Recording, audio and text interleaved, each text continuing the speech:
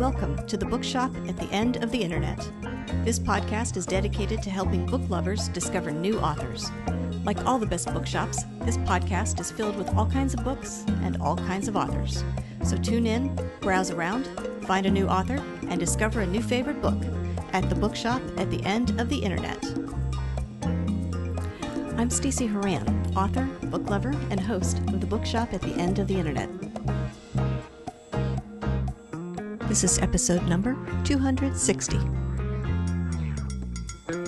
For more information about this or any of our episodes, go to my website, stacyhoran.com. If you enjoy the podcast, leave us a review, like us on social media, and share us with your friends, family, and fellow readers.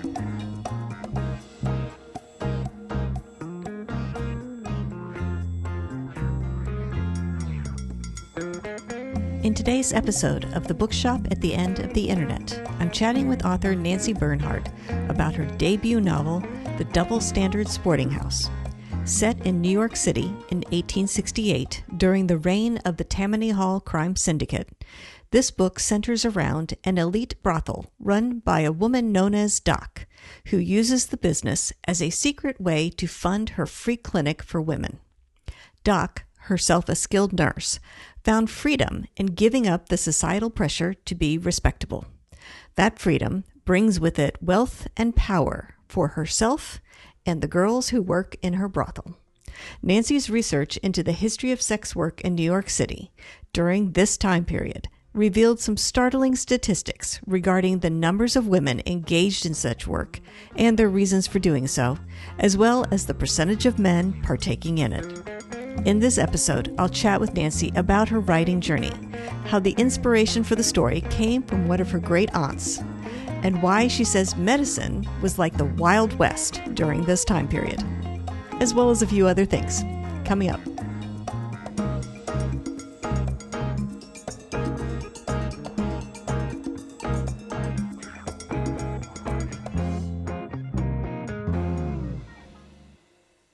Nancy Bernhard, thank you very much for joining me today on the podcast. My pleasure. Thanks so much for inviting me. I thought what we could do today is start by talking about your new debut novel, The Double Standard Sporting House. If you don't mind, tell us a little bit about this book and what inspired you to write it. Sure. So a sporting house is a brothel, and it's about a woman who owns an elite brothel in 1868 New York City as a way to fund her free clinic for women.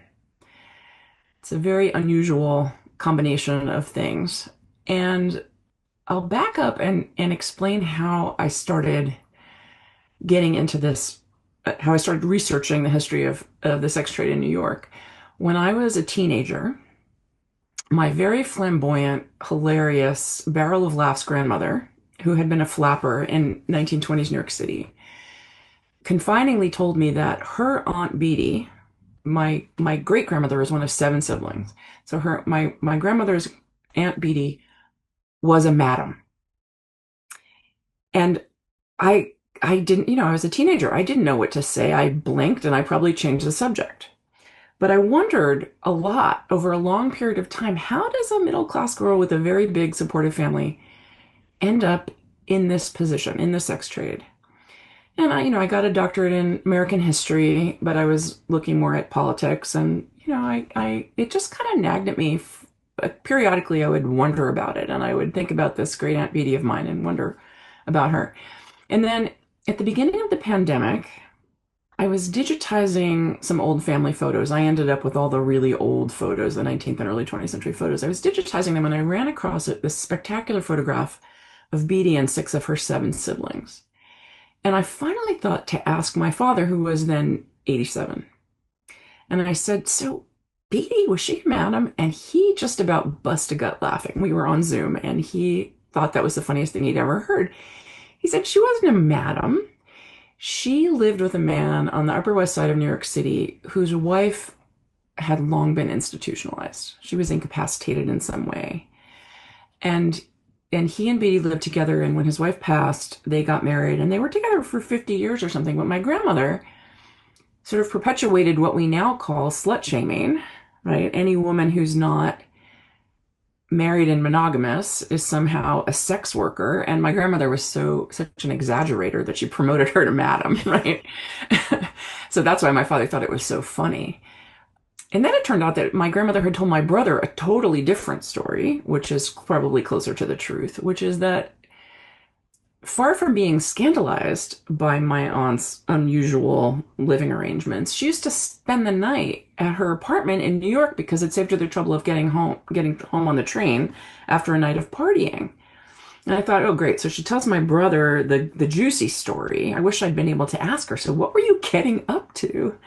And it turned out that Beatty herself had indeed had a wild adventure. At age 18, she ran off to Argentina with a tango dancer and got married. And I was like, oh man, I wish I had heard these stories from these women, but they were so constrained by having to maintain the image of respectability that they never would have said any of these things out loud. So that spoke to me about the ways that women are shamed for being sexual creatures, right? Men are forgiven and indulged, and women bear the tremendous burden of reproduction, but also are shamed for it. And heaven forbid they want to have any fun. So I get this story about Beatty. It's the beginning of the pandemic. I'm facing the first winter of the lockdown at home, and I really thought, oh, I need a project. I need something that I'm going to really dig my teeth into. So I started reading about the history of sex work in New York, and very quickly discovered the role of Tammany Hall, this very corrupt political syndicate in the 19th century, and how they controlled the vice industries. And there was a one sort of throwaway line, a half a line in a book about the history of prostitution that said this trade had been largely controlled by women until about 1870, when Tammany came in and started taking it over. And I never really found any historical sources that described that takeover or what actually happened, but we have to imagine that it was trafficking, there was more violence, more use of pimps. Like, when men take over the sex trade from women, it becomes harsher for the most part. Not always. There are certainly some harsh women in this business. So my original question, how does a girl with resources, a girl with skills, with support end up in this business? And the first thing that I discovered when I started reading was that by far the answer to the question of how any girl ends up in the sex trade is poverty. Women were excluded from most professions. You couldn't make any money, any good money, doing anything. Most women were working as domestics or needle workers, didn't pay a living wage. And this statistic just blew me away. 30% of women in mid-century New York did sex work at some point in their lives just to make ends meet. Didn't mean 30% of women at any given time, but 30% of women at that time over the course of their life had done it. So the overwhelming answer to the question is poverty. For a middle-class girl, the overwhelming answer is different. And sadly, the answer is rape, assault, kidnapping. Sometimes it's seduction, which, are really kind of mean-spirited, deliberate, deceptive kind of seduction, to convince a girl that she's consenting, and then she's quickly abandoned. And because of the shame of this kind of thing, girls often couldn't go home, right? You couldn't go home again after you've run off with somebody or you've been sullied, so-called sullied in this way. So that's a very long introduction to saying I wanted to turn this whole story on its head and I started imagining a girl who really was very capable, who ends up in this situation by no fault of her own. She's incredibly skilled in medicine. She can't be a doctor. There's the women who've been able to go to medical school at that point in time, you could count on your fingers. She's incredibly mistreated as a nurse. Her skill is not recognized, or nobody cares that she's more skilled than many of the doctors that she's working with. And she ends up on the wrong side of this divide and discovers just so much more freedom to practice medicine and live her life the way she wants to, having given up the need to be respectable.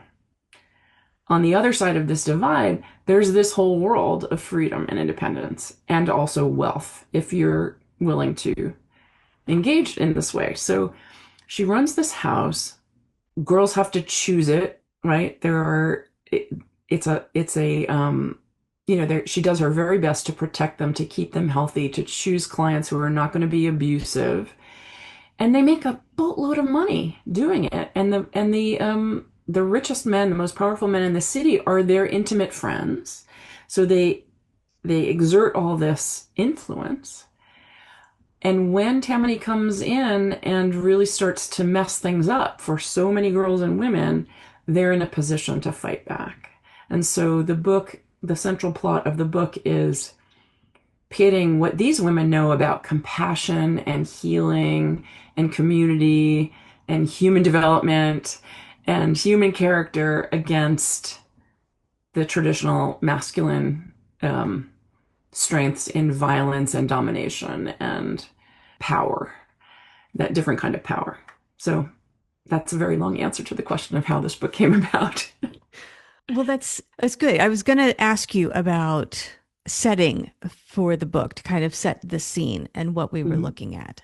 Mm-hmm. In this way, as part of sort of setting and characters, you include some real world, real life historical figures, real world places and events. Can you walk us through some of those? Because then I want to talk about the line between sort of the history and fiction and historical fiction. But can you help us understand the real world, the historical part of this novel? Right.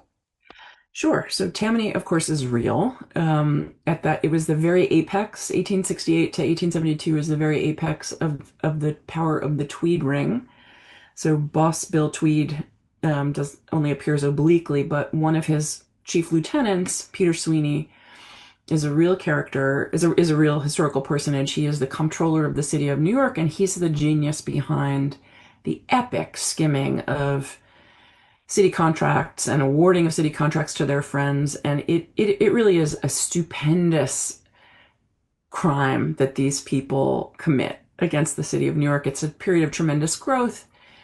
Huge Irish immigration had preceded it. So the city over the course of 1850 to 1880 doubles in population. There's a huge housing shortage. There's a tremendous need for building and for jobs for these people who have arrived with nothing.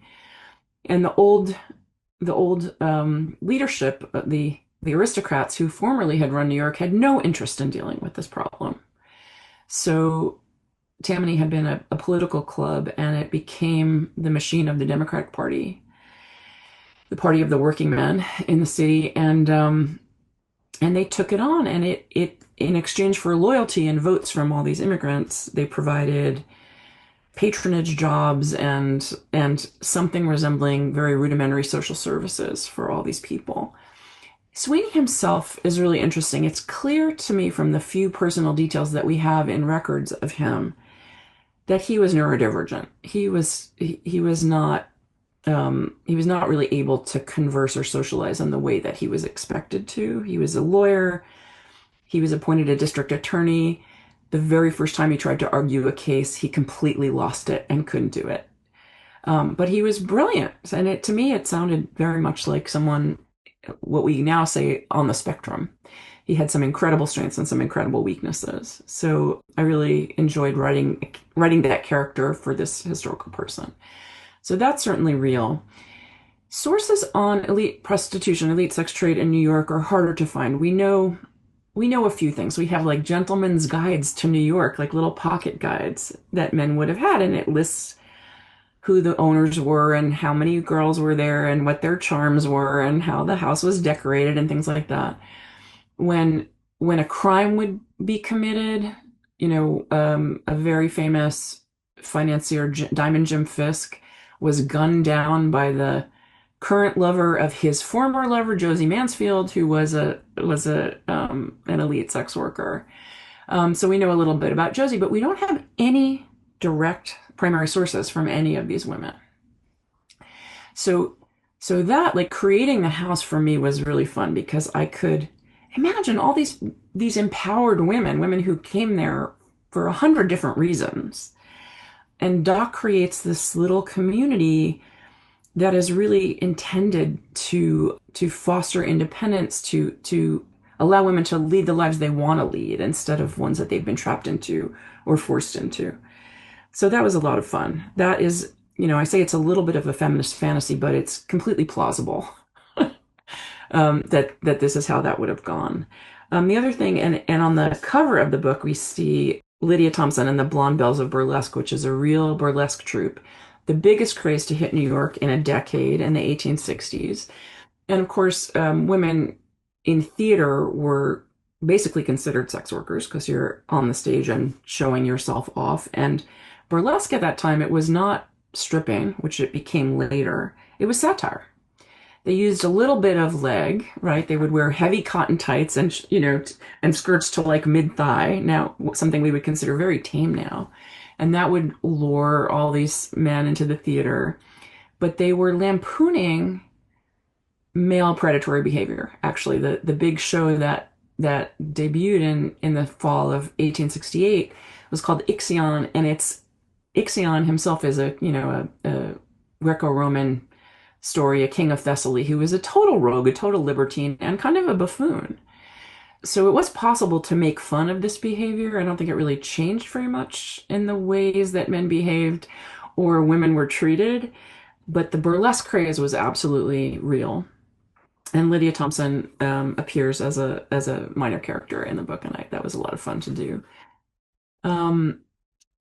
There are a couple of characters that are more loosely based on real people. The character Asa Vanderpool in the novel is based loosely on a newspaper editor who worked for Lincoln and the Secretary of War, Charles Dana.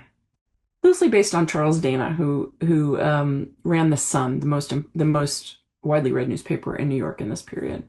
He had formerly worked for the Herald, and he left the Herald because the editor of the Herald wasn't pro-union enough. Charles Dana was very pro-emancipation. So he went to work for Lincoln and the Secretary of War, riding around Southern battlefields and sending information back to Washington. And the generals at first distrusted him as a spy, but then they realized he was really on the right page with them. And Doc meets and treats this character who's having some trauma, which she is very experienced at treating because of who her patients are. And that's a whole other thread of the book. So those are a few of the real people. There are some others, but there are a few more. So yeah, so you were asking about where the history ends and where the fiction begins. And as a historian, my rule of thumb was if I could find a source, if I could find something that was true or documented, because those two things are not the same. If I could find something that was documented, I respected it. And beyond that cliff, I felt free to make it up. That's fair. It's a good line to draw. Yeah. Tell us a little bit about the title, because you mentioned briefly that a sporting house was used as a reference for a brothel. Mm-hmm. So how did you land on the title, and at what point did the title come to you? It came pretty early. Mm-hmm. So I just think a sporting house is such a lovely euphemism. A sport. It started out because a man. This is, the 19th century is when commercial culture really starts to burgeon worldwide, and it actually started in England.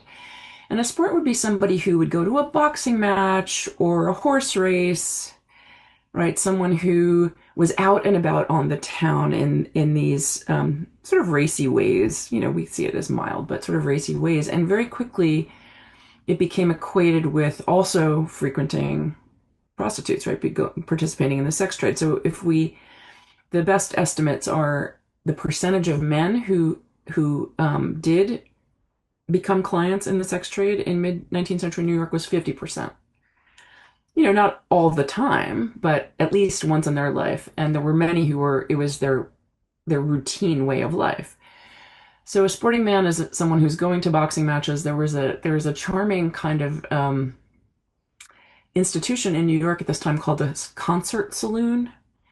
So it was a place where men could go to be entertained. There might be boxing matches. There might be kind of vaudeville style acts, minstrel show acts, a little bit of burlesque, singers, dancers, jugglers, and very few women would be frequenting the concert saloons.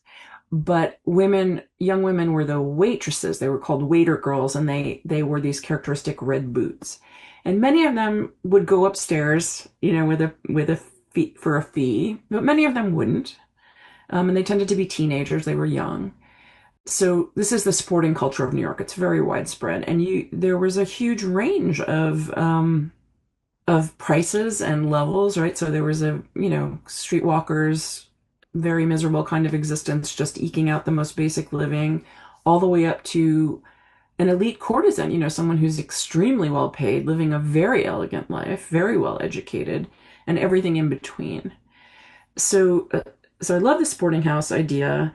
And then, of course, the the double standard for sexual behavior is overwhelming. It still exists, right? It's still very much in force, right? Men are forgiven even when they're at the highest levels of power and trafficking in teenagers, children, right? Men are forgiven, they get away with it, and women are shamed. They are blamed for it. It's their fault, and they, suffer terrible consequences for it.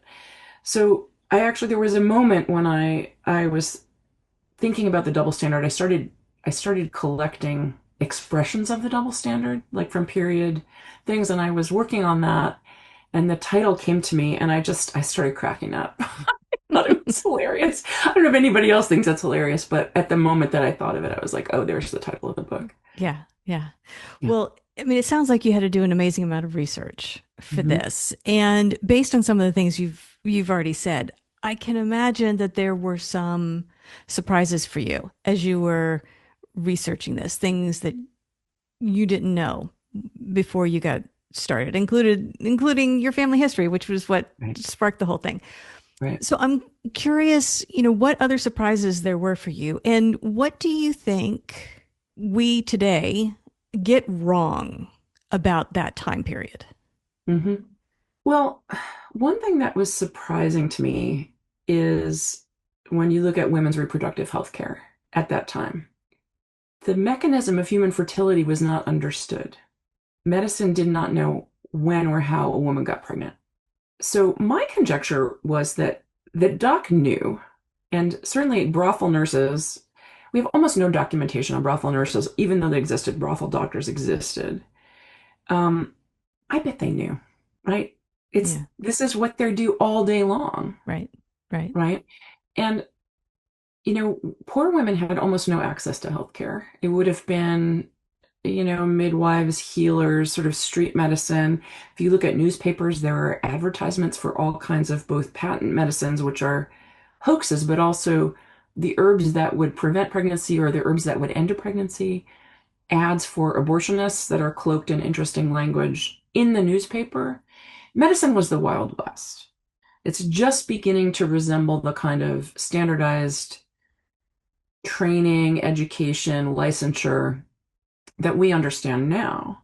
But women were excluded from that. There was something called eclectic medical schools where women could become doctors, but it was very proper. So they weren't actually allowed to do procedures or put their hands on anybody. Blood and guts was not coming into eclectic medicine. It was herbs. So I thought, wow, there was so much going on that we have no idea because it was beyond this pale of respectability or anything that anybody would say out loud. And the imbalances and attacks on women's healthcare continue. Right? This is nothing new.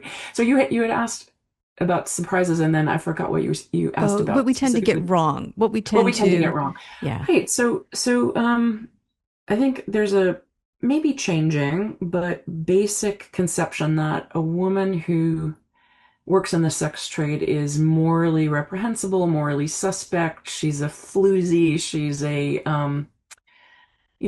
lazy. She's oversexed.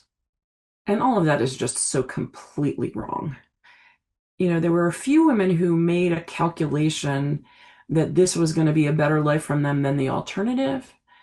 But almost always it was either desperation from poverty or that they've been forced and they can't go back. So, you know, now that women have access to all kinds of employment, the number of women who work in the sex trade in the US right now is about 1%. So contrast that to 30% because of what women's opportunities were at that time. And I think that's pretty, I think we get that pretty wrong. Right, right. No, shocking. Yeah. I'm sure most people have no idea Right. that those are the numbers. Right. Sex trade is a really good prism into the ways that sex and reproduction are organized in our society, much to women's detriment and into women's economic dependency. Yeah, yeah. So now that you've tackled this topic, which it's a big topic. It's a lot of research. It's a lot of information to wrestle into one story, right? Like one character's plot line, basically. Thank you for noticing. But any chance there's going to be more stories in this realm? Where do you go from here? I have two other projects that are cooking that are not sequels or anything in this world, but I wouldn't rule it out. I think Vivi is a really interesting character, and what happens to her after the end of the double standard might be interesting. I might not be done with Doc, but I have a couple of other things that are going to have to happen first. That's fair. That's fair. Yeah. More fiction? More? Do you think Yeah. you'll do this again? Okay, good. Mhm. Good. Yeah. Well, in the meantime, while you were working on those, Mhm. where can people go to find you and more information about the book and what you have going on? So I have a website. It's my name, nancybernhard.com. And there's some information there about the real people that appear in the double standard, and some basic information about the sex trade in the 19th century in New York. You can find me on all the socials. And there are links to that on the website. And and the book, there's links to buy the book there, but also any place that you buy books, you'll be able to find it. Good, good. Well, Nancy, I want to thank you for joining me today on the podcast. And I want to wish you luck with the Double Standard Sporting House and the works in progress. We will look forward to those. So congratulations on everything you've accomplished so far. Best of luck with the rest of your writing journey. Thank you so much, Stacey. I really appreciate it. The Bookshop at the End of the Internet is a podcast dedicated to helping book lovers discover new authors. Like any good bookshop, this podcast features a wide variety of books by the equally varied and interesting authors who felt compelled to write them. This podcast gives you a chance to meet these wonderful writers and discover your next must-read book. Listen to the authors describe their books and tell you their stories in their own words. My interviews feature books from all genres and authors from all walks of life, including those who are indie published as well as those published by small presses and large publishing houses. Looking for unique, not so easy to find books for yourself, a friend, or a book club? Tune into this podcast and find your newest favorite author or maybe a soon-to-be bestseller. This podcast, like all the best bookshops, is filled with all kinds of books and all kinds of authors. Tune in, browse around, find a new author, and discover a new favorite book. You never know what treasures you might find in the Bookshop at the End of the Internet.